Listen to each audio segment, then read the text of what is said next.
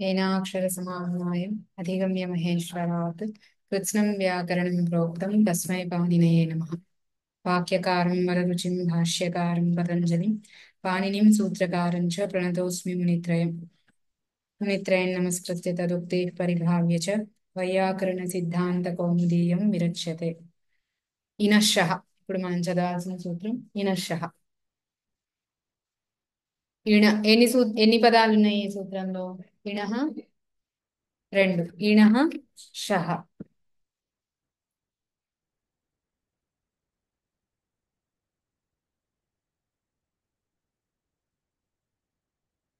ఇణః ఇది ఇణః అనేది ఏ పదం, ఏ విభక్తిలో ఉంది?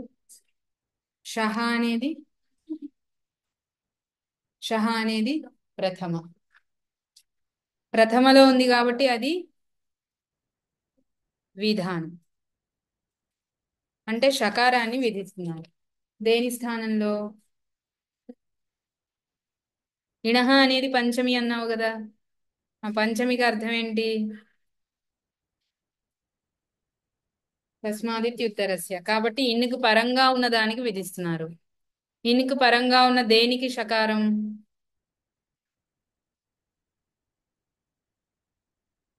విసర్గానికి. విసర్జనీయస్య అనేది అనువృత్తి అవుతుంది ఇక్కడ కూడా. ఇనశ్శహాలో కూడా విసర్జనీయస్య అనేది అనువృత్తి అయ్యి ఇనికి పరంగా ఉన్న విసర్గకు షకారాదేశం అవుతుంది అని చెప్పి చెప్తున్నాను.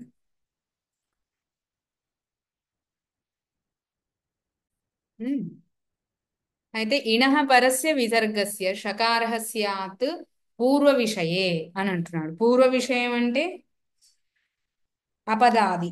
ఎందుకని? ఇది 8-3-39. దీనికంటే ముందు 38 సోపదాదో అని ఉంది కాబట్టి సోపదాదో విషయంలోనే ఇనశ్శః అనేది ఉంది.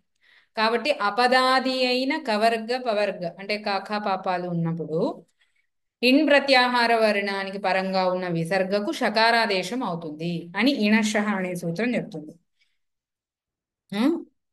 సర్పిష్పాశం, సర్పిష్కల్పం, సర్పిష్కం, సర్పిష్కామ్యతి, ఇవి ఉదాహరణ. సర్పిష్పాశం, సర్పిష్కల్పం, సర్పిష్కం, సర్పిష్కామ్యతి. సర్పిస్, దీని తర్వాత సర్పిష్ పాశం అన్నప్పుడు పాశపు ప్రత్యయం చేస్తే దానికి సర్పిష్ అన్నప్పుడు ఈ తర్వాత సా ఉంది. ఇప్పుడు దీనికి విసర్గ చేసాము. విసర్గ స్థానంలో మామూలుగా పా పరంగా ఉంది కాబట్టి ఏమవ్వాలి? ఉపద్మానీయం అవ్వాలి. ఏ సూత్రంతో? కుప్వోః కఃపౌచ అనే సూత్రంతో ఉపద్మానీయం అవుతూ ఉంటే ఇనశ్శః అనేది సోపదాదో ఉంది. సోపదాదో ఏం చెప్తుంది? అపదాది అయిన కకారం గాని పకారం, కవర్గ గాని పవర్గ గాని ఉంటే విసర్గకు సకారాదేశం అవుతుందని చెప్పింది. అది ఇప్పుడు ఇన్ తర్వాత కనుక ఒకవేళ విసర్గ ఉంటే అది షకారం అవుతుందని చెప్పింది కదా. అందుకని సర్పిస్ లో సర్పిహి ఏదైతే ఉందో ఈ విసర్గ ఇన్ కి పరంగా ఉండడం వలన దీని స్థానంలో షకారం చేసాం ఇనశ్శహాతో. అప్పుడు సర్పిష్ పాశం, అలాగే సర్పిష్ కల్పం, సర్పిష్కం, సర్పిష్కామ్యతి, ఇలా 4 పాశపు, కల్పపు, కామ్యచ్. ఈ వీటిల్లోనే కదా వస్తుందని ఇంతకుముందు వార్తికం చెప్పారు.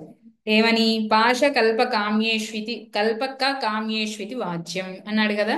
అందుకని ఇక్కడ కూడా పూర్వస్మిన్ విషయం అన్నాడు కదా. ముందటి విషయంలో ఏదైతే అపదాది కకారం పకారం ఉన్నారో అవి ఇవే కాబట్టి ఇవి పరంగా ఉన్నప్పుడే ఇక్కడ ఉదాహరణలు ఇచ్చారు. అపవాదం లాగా. ఇనః శః, ఇనః ఇది పంచమి, పరస్య ఇది అధ్యాహార్యం, విసర్జనీయస్య ఇది అనువర్తతే. విసర్జనీయస్య అనేది ఎక్కడి నుంచి అనువృత్తి అవుతుంది? విసర్జనీయస్య సహ. తదాహ ఇనః పరస్య ఇది పూర్వ విషయే ఇది. అత్ర కుప్వోః ఇది అపదాదో ఇది అనవ్యయస్య ఇది కామ్యేరోరేవ ఇది చ సంబధ్యతే ఇది భావః. పూర్వస్మిన్ విషయే అనడం వలన ఒక ఇదేంటి పాశకల్ప కామ్యేషు అనేదే కాదు, అక్కడ చెప్పిన వార్తికాలన్నీ కూడా వస్తున్నాయి. ఏంటేంటి? అనవ్యయస్యేతి, ప్రాతఃకల్పం, అలాగే కామ్యే రోరేవ, ఈ 2 వార్తికాలు కూడా ఇక్కడ వస్తున్నాయి. తేన ఉచ్చైః కల్పం దోః పాశం గీః కామ్యతి ఇత్యాదో నషత్వమితి భావః. ఉచ్చైః కల్పం, ఉచ్చైః కల్పం దగ్గర ఉచ్చైః అనేది ఐకారం ఇనువర్ణం, దాని పరంగా విసర్గ ఉన్నప్పటికీ దీనికి ఇక్కడ షత్వం అవ్వట్లేదు. ఎందుకని? ఉచ్చైస్ అనేది అవ్యయం, ఉచ్చైస్ అనేది అవ్యయం. అందుకని అవ్యయ విసర్గ కాబట్టి ఇక్కడ సకారాదేశం రావట్లేదు. అలాగే దోహ్ పాశం, దోహ్ కూడా ఆ దాని దగ్గర ఓకారం అనేది ఇన్వర్ణం ఇన్కి పరంగా ఉన్న షత్వం అవ్వట్లేదు. గీహ్ కామ్యతి, గీహ్ కామ్యతి గీర్, ఇది కామ్యచ్ ప్రత్యయం పరంగా ఉన్నప్పుడు గీర్ అనేది రేఫ, రూ కాదు కాబట్టి ఇక్కడ ఏమవ్వట్లేదు, అవ్వట్లేదు. సర్పిష్ పాశం ఇత్యాదో పూర్వవత్ పాశపాది. పాశం కల్పపు దగ్గర ముందు ఎలా అయితే మనం యశః కల్పం యశః పాశం దగ్గర చదివాము, అలాగే ఇక్కడ కూడా చదివాం కదా, యశస్కల్పం యశస్పాశం, వయస్పాశం లేదు, యశస్కల్పం లేదు. అలాగే ఇక్కడ కూడా.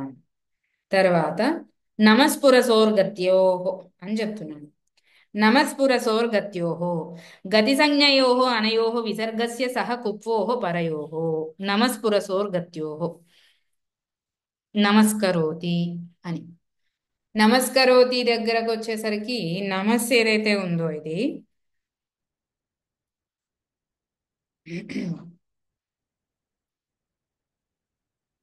ఇక్కడ సోపదాదోకి సంబంధం లేదు, సోపదాదోకి సంబంధం లేదు. నమస్సు పురస్సు ఇవి రెండు గతి సంజ్ఞకాలైనప్పుడు వీటికి పరంగా గనక ఒకవేళ కవర్గ పవర్గలు ఉంటే ఏమవుతుంది? విసర్గకి సకారాదేశం అవుతుంది అని చెప్తున్నాడు. అర్థమైందా? ఇది ఎందుకు మొదలు పెట్టాల్సి వచ్చింది?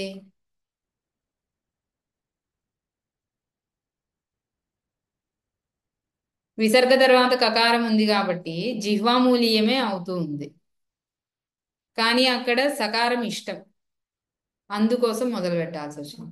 సోపదాదో వస్తుందా నమస్కరోతి దగ్గర అంటే రాదు. ఎందుకని? కరోతిలో ఉన్న కా అపదాది కాదు కదా. ఆ అది అసలు కాదు, దానికంటే ముందు అసలు ఇది పదం కదా కరోతి, అందుకని అసలు ఇది పదం కాబట్టి అపదాది అయిన కకారం ఇక్కడ సంభవమే లేదు. సరే, గతిసంజ్ఞయోః అనయోః విసర్గస్య సహ కుప్వోః పరయోః. గతిసంజ్ఞయోః అనయోః విసర్గస్య, గతి సంజ్ఞకాలైన నమస్పురస్కి పరంగా ఉన్న విసర్గకు సకారం అవుతుంది ఎప్పుడు? కుప్వోః పరయోః. నమస్కరోతి సాక్షాత్ ప్రభృతిత్వాత్ క్రియః యోగే విభాషా గతి సంజ్ఞ. అది సాక్షాత్ ప్రభృతి నిచ అని సూత్రం. ఇది సాక్షాత్ గణంలో ఉన్న వాటికి క్రూ భూ అస్ అనేవి ఉన్నప్పుడు, వీటితో యోగం ఉన్నప్పుడు, క్రూ భూ అస్ అనే క్రియలతో యోగం ధాతువులతో యోగం ఉన్నప్పుడు గతి సంజ్ఞ అనేది వస్తుంది. ఇప్పుడు నమస్కరోతి దగ్గర అలాగే యోగం ఉంది, కృధాతు యోగం ఉంది. అందుకని దీనితో వికల్పంగా గతి సంజ్ఞ జరిగితే నమస్ అనేది గతి సంజ్ఞకమైంది, దానికి సకారానికి రుత్వం విసర్గ జరిగి నమః కరోతి అని ఉండగా ఈ సూత్రంతో ఏమైంది? సకారాదేశమైంది, అప్పుడు నమస్కరోతి అని అయింది. ఒకవేళ గతి సంజ్ఞ లేదు, గతి సంజ్ఞ వికల్పం అన్నాడు కదా, లేని పక్షంలో విసర్గకి సకారాదేశం అవ్వదు, అప్పుడు నమః కరోతి అవుతుంది. అర్థమైందా? పురోవ్యయం ఇది నిత్యం గతి సంజ్ఞ పురస్కరోతి అగతిత్వాన్నేహ పూః పురౌ పురః ప్రవేష్టవ్యాః. పురోవ్యయం ఇది నిత్యం గతి సంజ్ఞ, పురస్కరోతి దగ్గర పురః అనేది ఎప్పుడు అవ్యయ సంజ్ఞ ఏదైతే ఉందో పురస్ అనేది అది గతి సంజ్ఞని ఎప్పుడూ తీసుకుంటుంది, అక్కడ వికల్పమైన గతి సంజ్ఞ కాదు. నమస్మేమో వికల్పంగా గతి సంజ్ఞ, పురస్ అనేదేమో నిత్యం గతి సంజ్ఞ, గతి సంజ్ఞ పురస్కరోతి. అగతిత్వాన్ నేహ, అగతిత్వా ఎక్కడ? పూహ్ పురౌ పుర, ఇది పూహ్ అంటే నగరము అని అర్థం. పుర్ అనే శబ్దానికి పూహ్ పురౌ పురః అని తయారైంది, అక్కడ గతి సంజ్ఞ లేదు.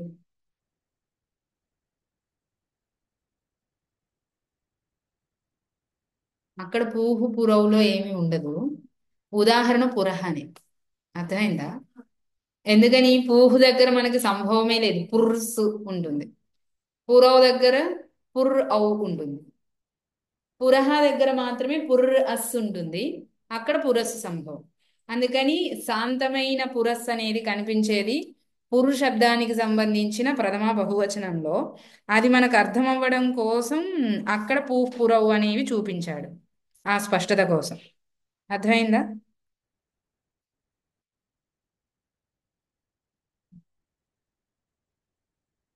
రేపు నేను ఉండను, క్లాస్ ఉండదని చెప్పాను.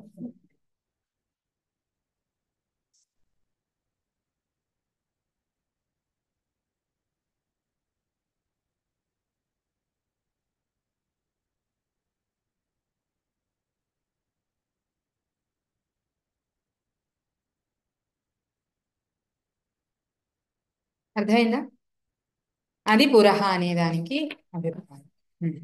నాకు పురో పురః ప్రవేష్టవ్యా అని ఇచ్చాడు. దీని వ్యాఖ్య చూద్దాము. నమస్పురసోహో ఇతః ఉత్తరం అపదాదో ఇది న సంబధ్యతే. ఇక్కడి నుంచి ఇంకా అపదాదోతో సంబంధం లేదు. విసర్జనీయస్య సహా ఇది కుప్వోహ ఇది జానువర్తతే. విసర్జనీయస్య సహా నుంచి విసర్జనీయస్య అనేది కుప్వోః కఃపౌచ నుంచి కుప్వోః.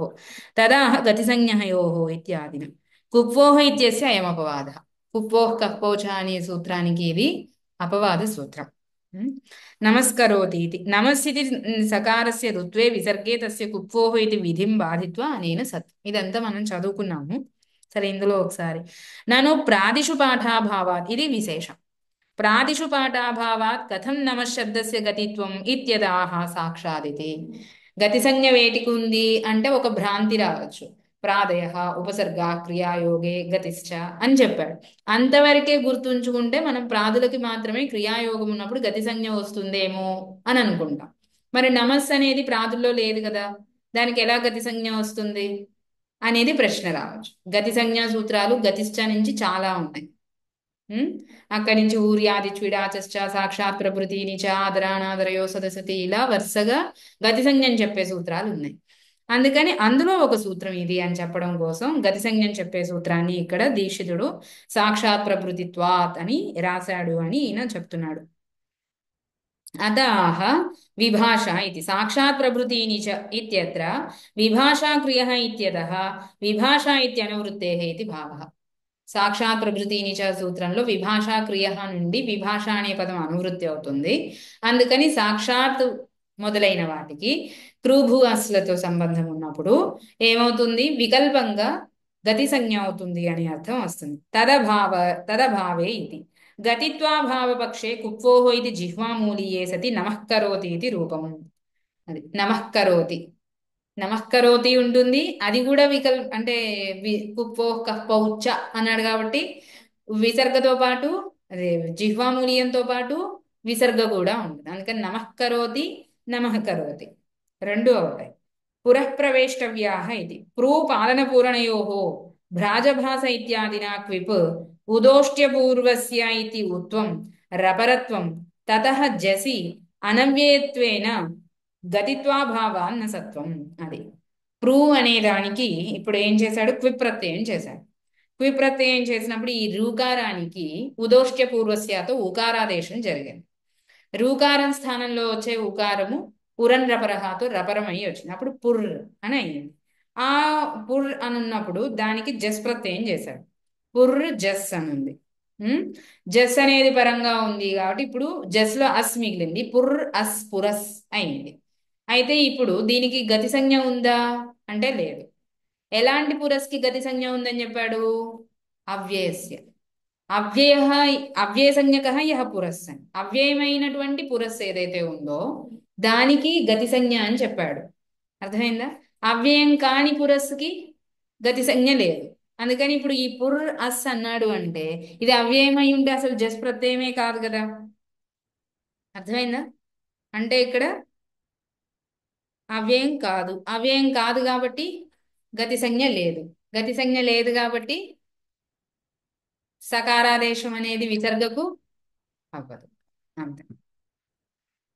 అనవ్యయత్వేన గతిత్వాభావాన్న సత్వం అనవ్యయత్వ సూచనార్థమేవ పూఃపురవు ఇత్యుక్తం. ఓ, అందుకోసం చెప్పాడా. నేనేమో ఆ పురస్ అనేది ఇది అంటే అవ్యయం ఇదేంటి జసంతము అని చెప్పి తెలియడం కోసం చెప్పాడు, అంటే జస్ ప్రత్యయ సహితము అని చెప్పడం కోసమేమో నేను.